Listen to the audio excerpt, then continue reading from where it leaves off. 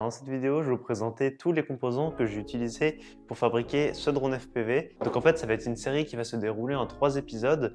Donc le premier épisode où je vais vous présenter tous les composants que j'ai utilisés pour construire ce drone. Il y aura ensuite un deuxième épisode où on montera le drone ensemble de A à Z.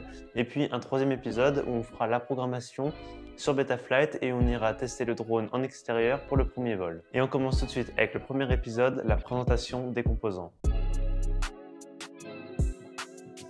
On commence sans plus tarder avec le premier composant qui est donc la frame, donc on va dire vraiment le châssis du drone. Je suis parti sur la frame Flyfish Volador VX5 II. C'est une frame de chez Flyfish. C'est un modèle qui existe en deux formats, soit en format Dead Cat, soit en format X. Il y en a beaucoup qui ont choisi la version Dead Cat parce qu'en fait, le fait d'avoir les bras qui vont être assez plat, et ça va permettre qu'on ne voit pas dans le champ de vision de la caméra les hélices. Le DJI O3 il a une très bonne résolution vidéo. Certaines personnes vont tout simplement arrêter d'utiliser une GoPro sur leur drone pour enregistrer uniquement avec le O3. Mais pour ma part, je vais continuer d'utiliser une GoPro. C'est pourquoi j'ai choisi de prendre le format X. Ce que j'ai trouvé bien avec cette frame, c'est que déjà, je trouve elle est super complète.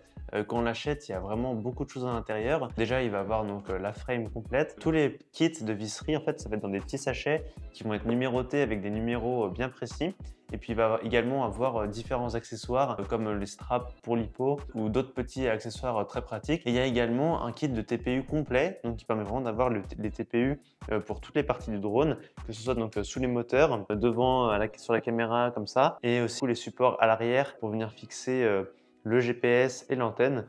Donc sur ça, j'ai trouvé ça vraiment super. C'est vrai que toutes les frames ne sont pas forcément, ne fournissent pas forcément autant d'accessoires. Le prix auquel elle est vendue, je ne sais plus exactement à quel prix elle est. Il me semble qu'elle est aux alentours de 70 €.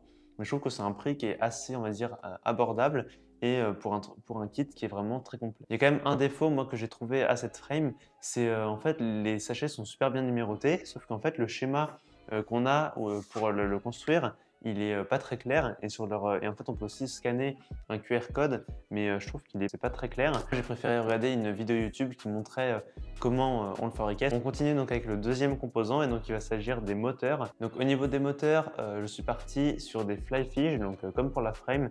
Donc c'est les Flash Motors 2207 en 1950 kV. Un peu comme pour la frame, je trouve que niveau rapport qualité-prix et des différentes vidéos que j'avais vues, ça me paraissait plutôt pas mal. Donc je suis parti sur ça. On continue avec le troisième composant, donc c'est la stack. Donc moi je suis parti sur la SpeedyBee F7 V3. Donc pareil, c'est une stack niveau rapport qualité-prix qui m'a semblé par rapport aux différents avis que j'ai vus plutôt correcte. Elle est bien complète parce que du coup donc dedans on a l'AFC et l'ESC. À l'intérieur on retrouve également un condensateur et un câble XT60. Du coup c'est assez pratique, ça évite d'avoir à acheter ça à côté en plus. Et c'est vrai que contrairement à la frame où j'ai trouvé que les instructions de montage n'étaient pas très claires, sur la stack c'est vraiment tout l'inverse. Il y a un schéma qui est super bien expliqué où chaque composant est montré à quel endroit est-ce qu'il faut le brancher ou le souder, et donc c'est très intuitif à réaliser. On continue ensuite avec le quatrième composant, et donc qui est le récepteur DJI O3. Donc c'est le dernier système de réception vidéo sorti par DJI, et donc en fait c'est vraiment ça qui m'a fait changer de drone, parce que comme je le disais, avant j'étais sur un drone FPV analogique, et c'est vrai que je pouvais vraiment pas aller loin, et quasiment je passais derrière un arbre, je perdais le signal. J'ai décidé de partir donc, sur le O3 avec aussi donc, les DJI Integra, donc le masque FPV, donc avec la batterie intégrée directement à l'arrière. J'avais vu aussi que sur les Googles 2, certaines personnes se plaignaient du fait que le câble il trimballait un peu partout.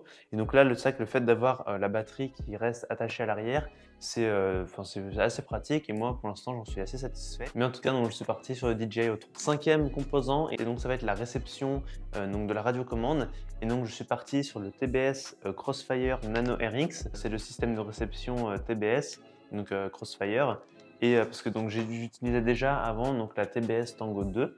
Donc ça je l'ai gardé et je suis resté sur le même système de réception parce que déjà la Tango 2 je la trouvais super bien avec la capacité qu'elle avait par rapport à d'autres radiocommandes de drones.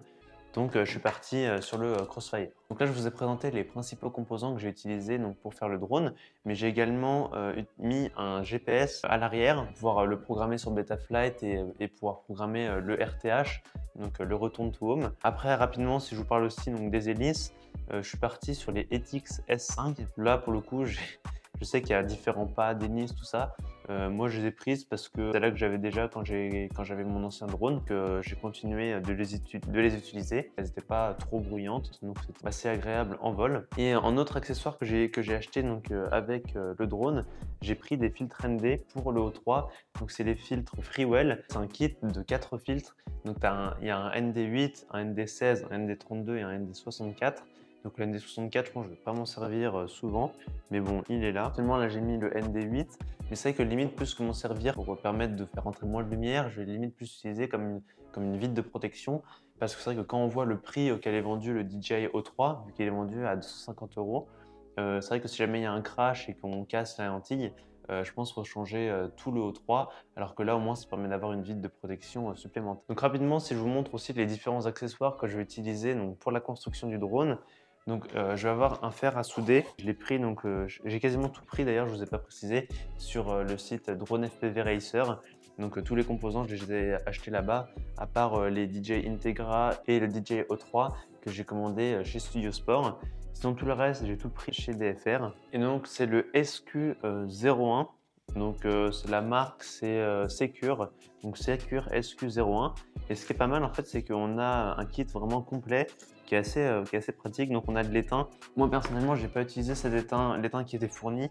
J'ai utilisé donc celui-là, donc ce que à peu près tout le monde utilise, qui est composé de 63% d'étain et 37% de plomb. Et on a également donc de la tresse à dessouder. Personnellement, moi je l'ai pas utilisé non plus.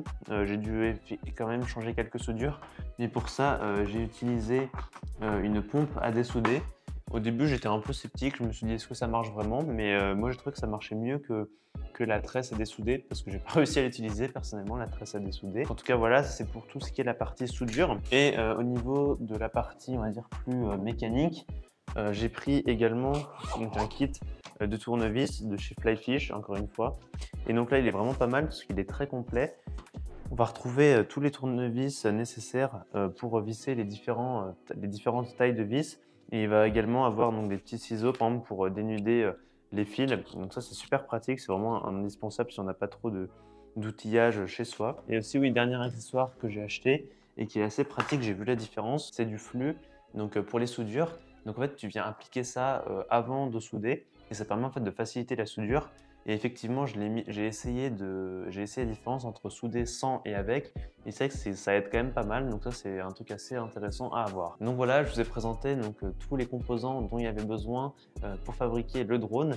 Et du coup, dans la prochaine vidéo, donc, on va le monter ensemble, donc de A à Z. Je pense que je sortirai la vidéo d'ici 1 à 2 semaines. Donc vous pourrez voir si ça vous intéresse. Et sinon, je vous dis à bientôt pour de prochaines vidéos. Salut!